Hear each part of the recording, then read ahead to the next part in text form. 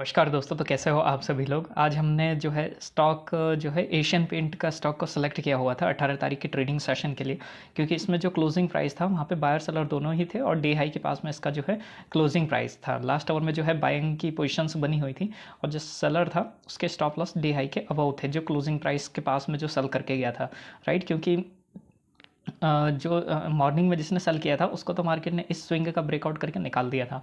तो यहाँ पे बायर जो है 3 जगह बैठे हुए थे, क्लोजिंग प्राइस के पास में और ये सेकंड स्विंग में और ये थर्ड स्विंग में।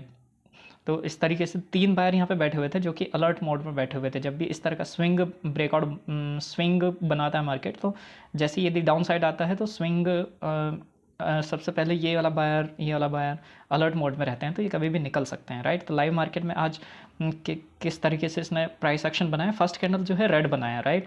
रेड गैप अप ओपन हुआ, गैप अप ओपन होने की वजह से जो सेलर था वो तो अपनी पोजीशन काट कर निकल चुका था, ट्रैप हो चुका था, राइट। लेकिन जो फर्स्ट कैंडल था उसने कुछ ज़्यादा ही रेड कैंडल बना दिया था डाउन साइड भी में भी। तो यहाँ पे जो बायर था इस स्विंग में जो रिटेस्ट पे बाय करके गया था और जो क्लोजिंग प्राइस पे बाय करके गया था, दोनों बायर्स जो है अच्छे खासे ट्रैप हो चुके थे। और ये वाला जो है कल इसने आधी क्वांटिटी बुक कर ली थी और सेकंड क्वांटिटी आज बुक कर ली होगी जब रेड कैंडल बनाया इसने।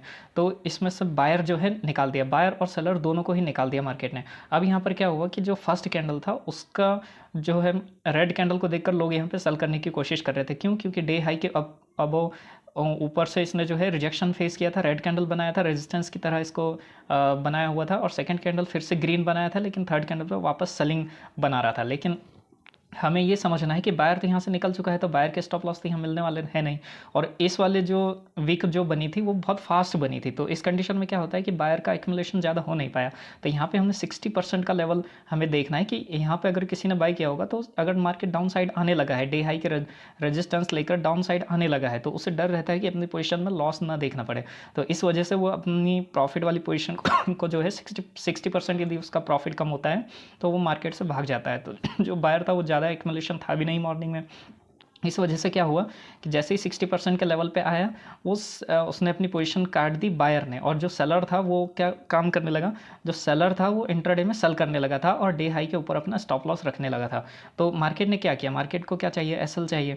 तो जो बायर था वो भाग गया था, लेकिन जो सेलर था वो अवेलेबल था, इसलिए ये जो बायर का बाइंग का मोमेंटम आया इस हाई के ऊपर इसने ब्रेकआउट कर दिया। क्यों ब्रेकआउट कर दिया? क्योंकि यहाँ पे सेलर्स के स्टॉप लॉस अवेलेबल थे, इस वजह से सेलर्स के स्टॉप लॉस वहाँ पे हंट हुए, जिसकी वजह से ये मोमेंटम आया और इस मोमेंटम में हम कैप्चर कर सकते थे जितना भी हमें कैप्चर करना था। क्योंकि अब अपर साइड में कोई स्टॉप लॉस ऐसे कोई बचे नहीं थे जिसको देखकर हम टारगेट कर सकें, तो यहाँ पे अपनी पोजीशन हम बुक कर सकते थे। लेकिन जो बायर था वो काफ़ी सेफ हो चुका था। अब यदि मार्केट डाउन साइड आएगा, ये बायर भी अपनी पोजीशन काट के भाग जाएगा।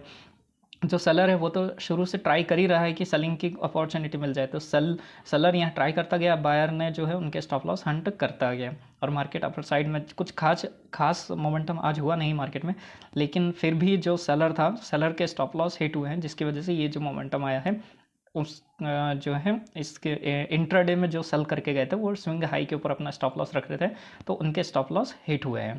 तो इस वजह से अपर साइड का मोमेंटम आया। डाउन साइड का क्यों नहीं आया? क्योंकि यहाँ पे मॉर्निंग में बायर भी भाग चुका था और बायर को मॉर्निंग में एक अच्छा प्रॉफिट मिल चुका था, तो वो कंप्लीट अपना स्टॉप लॉस नहीं देता। इस वजह से मार्केट डाउन साइड आता तो वो अपनी पोजिशन काट के भाग सकता था। तो सॉरी, तो इस वजह से एशियन पेंट ने काफ़ी अच्छा मोमेंटम किया। लाइक कभी कभी जो है 1 से 1.5% का जो हमारा एक्सपेक्टेड टारगेट है वो कभी कभी नहीं आ पाता है, तो हमें कम मोमेंटम में ही प्रॉफिट बुक करके निकलना पड़ता है। तो इस तरीके से जो है एशियन पेंट का जो है स्टॉक ने मोमेंटम किया। इस तरह हमें पोजीशंस को समझना होता है, बायर सेलर की एक्टिविटी को, उसके अकॉर्डिंग हमें पोजीशंस बनाना होता है लाइव मार्केट में। ओके, तो ये था आज का अपडेट, बाकी मिलते हैं नेक्स्ट वीडियो में। Thank you.